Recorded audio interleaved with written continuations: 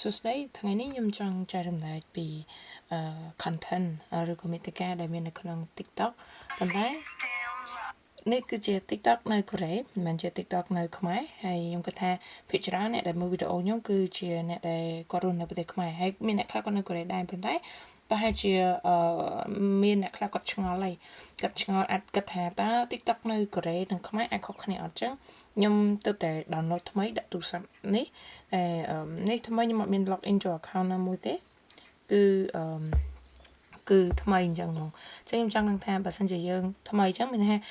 algorithm ផងយើងនឹងវាអត់ទាន់ spoil វាអត់ទាន់តាមដានថាយើងចូលចិត្តប្រភេទ content អីទេអញ្ចឹងឥឡូវកុំឲ្យខាត់ពេលយូរខ្ញុំនឹងឲ្យអ្នកទាំងគ្នាមើលថាតើ content ហ្នឹងមានអីគេហើយខ្ញុំនឹងផ្ដល់ជាគំនិតខ្លះចំពោះការប្រើ TikTok អញ្ចឹងឥឡូវយើងទៅមើលតើក្នុងហ្នឹងមានអីគេនេះគឺនៅក្នុងកូរ៉េ콜라에 소금만 넣으면 나중에 나에게 고마워하게 될 거예요. 정말 놀라워요. អូខេចឹងខ្ញុំ skip រៀងលឿនតិចដោយសារតែចង់ឲ្យអ្នកទាំងគ្នាឃើញមិនច្រើនថាវាមិនអញ្ចឹងណា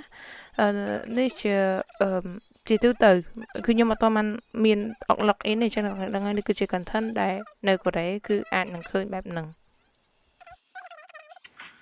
អូខេចឹងខ្ញុំគិតថាឥឡូវខ្ញុំអូខេឥឡូវខ្ញុំអស់ហើយរៀងលឿនបន្តិចណាចង់ដឹងថាមានអីគេខ្លះអូខេ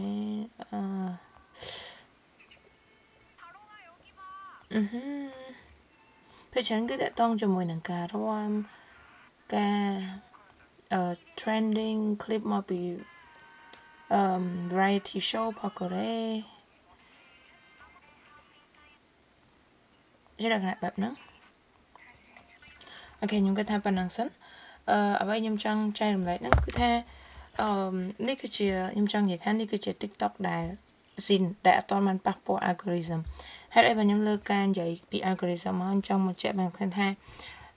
ទាំង TikTok ទាំងនឹងបណ្ដាញសង្គមផ្សេងទៀតគឺគេមាន algorithm សម្រាប់ព្យាយាមតាមដានគេហៅ recommendation គឺ recommend វីដេអូនិង content បែបណាដែលត្រូវជាមួយនឹងអ្វីយើងមើលអញ្ចឹងបើសិនជាឧទាហរណ៍ថាហើយនឹង engagement ផងយើងមានន័យថាការដែលយើង like ការដែលយើង comment យើង follow ណាគេម្នាក់ឬក៏វីដេអូណាមួយហ្នឹងគឺវានឹងទាញ data ទាំងអស់ហ្នឹងហើយវានឹងព្យាយាម compute ទាំង data ទាំងអស់ហ្នឹងហើយនឹង recommend វីដេអូណាដែលតាក់ទាញយើងចង់ឲ្យមើលអញ្ចឹងគេបានជាយើងចំណាយពេលច្រើនម៉ោងច្រើនពេលនៅលើច្រើននាទីច្រើនថ្ងៃអីចឹងទាញមានថាយើងជក់ទៅនឹង content នៅលើបណ្ដាញសង្គមជាពិសេស TikTok អីហ្នឹងគឺដោយសារតែ algorithm ហ្នឹងឯងអញ្ចឹងហើយ tip របស់ខ្ញុំបើសិនជាអ្នកទាំងអស់គ្នាអត់ចង់ឲ្យ content អ្នកទាំងគ្នា spoil ទេអាណាយើងអត់ចូលចិត្តអញ្ចឹងយើងកុំ comment យើងកុំ share យើងកុំ like យើងអូសចោលឲ្យលឿនៗទៅហើយបើអាណាយើងចូលចិត្តយើងចង់ឃើញច្រើនយើង like យើង comment ឬយើង interact វាច្រើនទៅយើង